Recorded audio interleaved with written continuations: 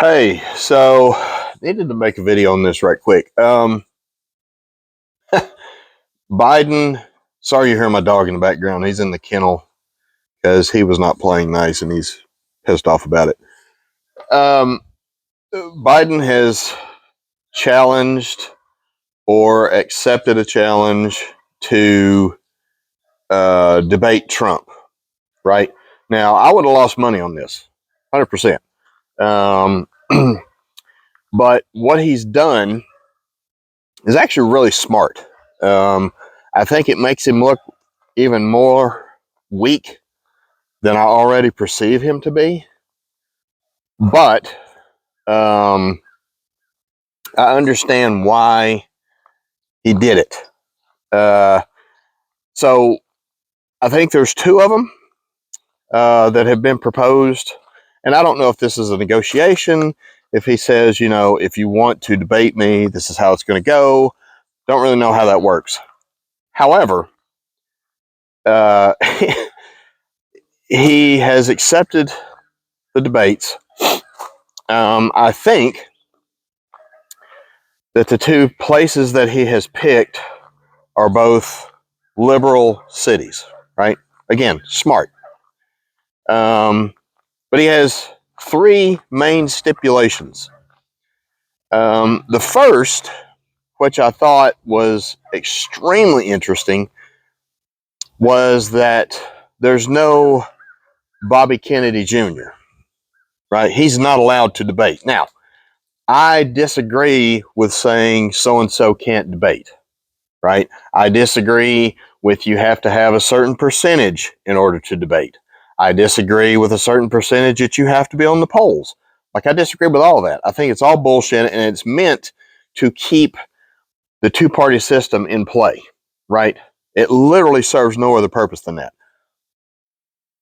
But I also understand why he's done it, because Bobby Kennedy, while he's not very good on many things, the one thing he is excellent on is COVID.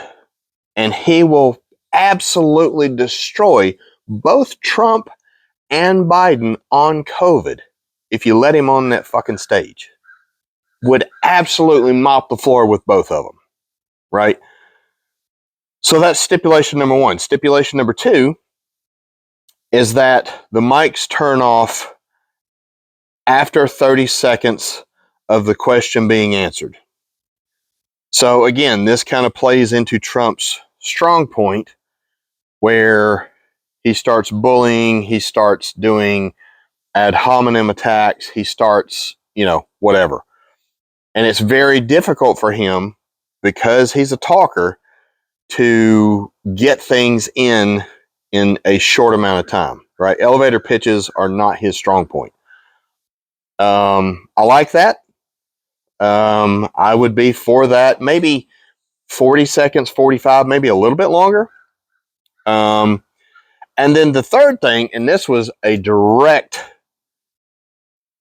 just like meant to weaken Trump, is there's not going to be an audience. There's no crowd, which Trump plays into. So it's twofold the way I see it. It's one, Trump plays into the crowd. He reads a crowd like nobody's business. He's really good at it. And then two, the crowd can see with their own eyes how frail and feeble Biden really is. And they can't have that, right? So that's the three stipulations. There's no Bobby Kennedy, mics go off after 30 seconds, and there's no crowd, right? So it's all slanted to have Biden succeed. I still think politically he's only doing it because he has to, because he's losing in a lot of the battleground states. And last time I checked, he was losing in all the battleground states. So I don't think if he was ahead, he would do it, nor, I think if you're running for president, you should debate whether you're ahead or not. However, I disagree with the fact that Trump didn't debate, right?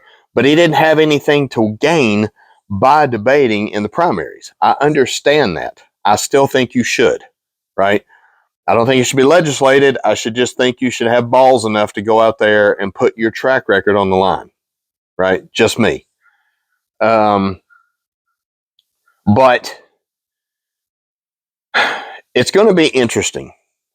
And Trump had a great comeback. And one thing you can't do to Donald Trump, like him, dislike him, agree with his politics, disagree with his politics.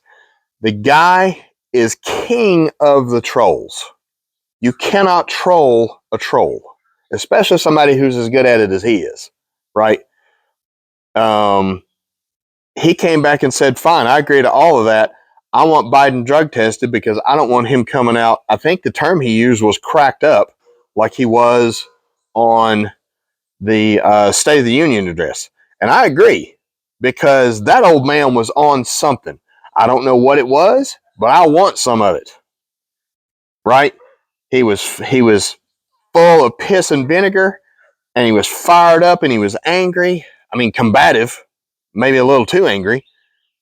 But Joe Biden has his entire career in politics been an angry legislator, right? It's kind of what he's known for, like that Irish, anger. So I think that should also be part of the thing. Now, he's not going to get that. There's no way in hell that the people who are surrounding Joe Biden are going to allow anybody, especially Donald Trump, to have a gander at what kind of medicine he may or may not be on, right? Whether it's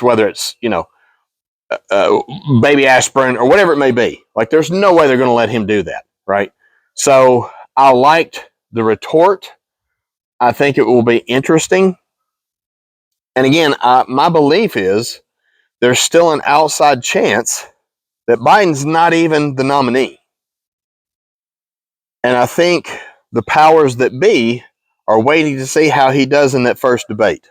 Now, I may be way off on this, and the percentage is still small, right? The longer we go without them calling forward Gavin Newsom, who I think it would be, the closer we get to Election Day, the less chance that's going to happen, right? Unless he falls sick or, something of that nature. But yeah, I'm here for it, man. Like, and it's to be clear, and I've said this before, and I'll continue to say it again. What we have in America, as far as politics, is not debates, right? It's a big, long, political ad. It's not a debate. Go to the YouTube page of the Oxford Union. That's a debate, right? Understand that. We don't have debates. They're calling it a debate, but you've changed the definition of what that term means, like we've done a bunch of terms, right? So if you want to see a real debate, go to I believe it's the Oxford Union's, where they have actual debates. It's really interesting. So yeah, I'm here for it. I'm certain, have a podcast on it after at least one of them or both of them. Trump was at the Libertarian Convention yesterday, got booed, probably shortest speech you'll ever hear him. He spoke for 34 minutes. They're not loving him. So, yeah, we'll see what happens. Y'all be cool. I'm out.